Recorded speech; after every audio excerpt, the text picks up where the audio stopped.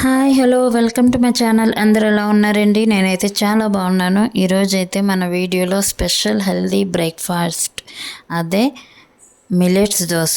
Millets అంటే అన్నీ కాదండి, ఓన్లీ సజ్జలతో చేసిన దోశ. మీ అందరికీ ఐడియా ఉండే ఉంటుంది, రాగిపిండి, సజ్జపిండి, జొన్నపిండి అవన్నీ ఐడియా ఉంటుంది కదా. అందులోనే సజ్జపిండి దోశ చాలా హెల్దీ ఫుడ్. డైట్కి కానీ మన మార్నింగ్ కూడా ఈజీగా తీసుకునే సింపుల్ హెల్దీ ఫుడ్. ఆయిల్ ఎక్కువ పడదు, మంచి బాడీకి అనేది మంచి హెల్దీ అని, పిల్లలకు కూడా చాలా మంచిగా బాగుంటుంది ఫుడ్ అనేది. అందుకే ఈరోజు నేను ఆ రెసిపీ చూపిస్తున్నాను. మీలో ఎవరైనా కనుక నా ఫస్ట్ టైం నా ఛానల్ చూస్తుంటే సబ్స్క్రైబ్ చేసుకోండి, లైక్ చేయండి, షేర్ చేయండి.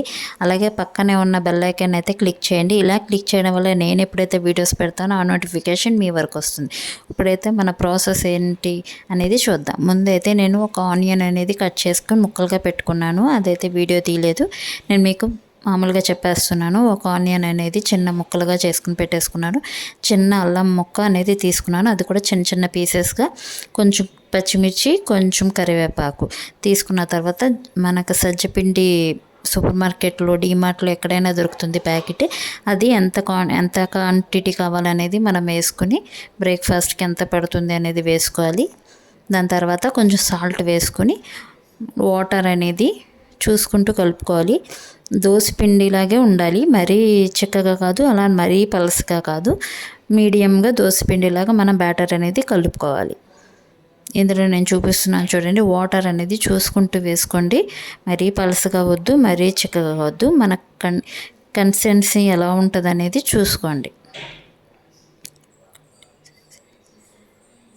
చూసారు కదా బ్యాటర్ అనేది ఇలాగే. ఇందులో నేను కట్ చేసుకున్న ఉల్లిపాయ ముక్కలు, పచ్చిమిర్చి ముక్కలు, అల్లం ముక్కలు, కరివేపాకు అంతా వేసేస్తున్నాను. వేసేసిన తర్వాత మళ్ళీ ఒకసారి కలుపుకొని ఒక 10 to 5 minutes పక్కన పెట్టుకుంటే చాలు. తర్వాత మన దోశ అనేది ఎలా వేసుకోవాలో చూపిస్తాను.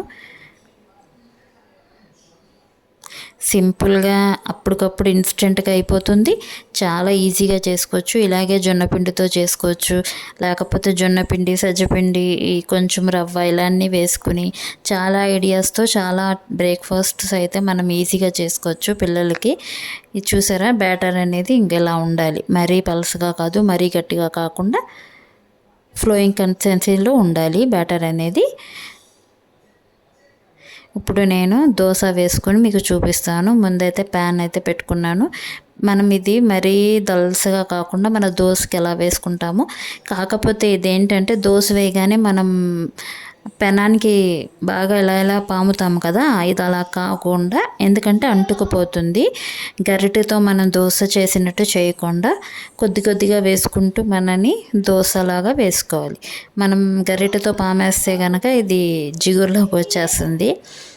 అందుకు తర్వాత కొంచెం ఆయిల్ వేసుకుని ఒక 5 to 10 minutes కొంచెం మీడియం ఫ్లేమ్లో అలా పెట్టుకుంటే మనకి రోస్ట్గా మంచిగా అవుద్ది. అదే ఒకవైపు కాలిన తర్వాత మళ్ళీ ఫ్లిప్ చేసుకుని ఇంకోవైపు కూడా కాలనివ్వాలి. చూసారా, మంచి గోల్డెన్ కలర్లో వచ్చింది కదా దోశ. ఇలాగ 2 వైపులు కాల్చుకొని మనం పల్లీ చట్నీ చేసుకొని పక్కన పెట్టుకుని తింటే కనుక పల్లీ చట్నీతో హైలైట్ అండి దోశ. మిల్లెట్స్తో ఇన్ని రకాల దోశలు కూడా మనం ఈజీగా చేసుకోవచ్చు. ఇందులో ఇదొక రకము సజ్జపిండితో దోశ. మీరు అందరూ ట్రై చేయండి, ఎలా ఉంది ఏంటి అనేది ట్రై చేసి నా కమెంట్ సెక్షన్లో కమెంట్ చేయండి. నచ్చితే ఒక హార్ట్ సింబల్ కమెంట్ చేసేయండి. ఓకేనా, ఒక దోశ అయిపోయింది, నేను మీకు చూపిస్తున్నాను. మళ్ళీ కూడా వేసి చూపిస్తాను, ఈజీగా చేసేసుకోవచ్చు. ఓకేనా, చూసారా, నేను వేయడం చూపించలేదు. ఇలాగే ఒక్కొక్కటి వేసుకుని మనం ఎన్నైనా, ఏంటంటే ఒకటి తిన్నా సరిపోదు, 2-3 లాగించేస్తారు. ఎందుకంటే బాగా టేస్టీగా ఉంటుంది, పల్సగా మనకి దోశలాగా పల్సగా క్రిస్పీగా ఉంటుంది. లావుగా ఉన్నాయనుకోండి తినలేరు, క్రిస్పీగా ఉన్నాయి కాబట్టి 2-3 అయితే లాగించేస్తారు. ఇలా మనం ఎన్ని దోశలు కావాలంటే అన్ని దోశలు వేసుకొని లాగించేయడమే. ఓకేనా, ఇది మీరు తప్పకుండా ట్రై చేయండి. ఎలా వచ్చిందనేది కూడా నా కమెంట్ సెక్షన్లో కమెంట్ చేయండి. ఈ వీడియో కనుక నచ్చితే లైక్ చేయండి, షేర్ చేయండి, సబ్స్క్రైబ్ చేయండి.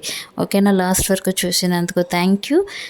మీ ఫీడ్బ్యాక్ కంపల్సరీగా నా కమెంట్ సెక్షన్లో కమెంట్ చేయండి. నా ఛానల్ని సబ్స్క్రైబ్ చేసుకోండి.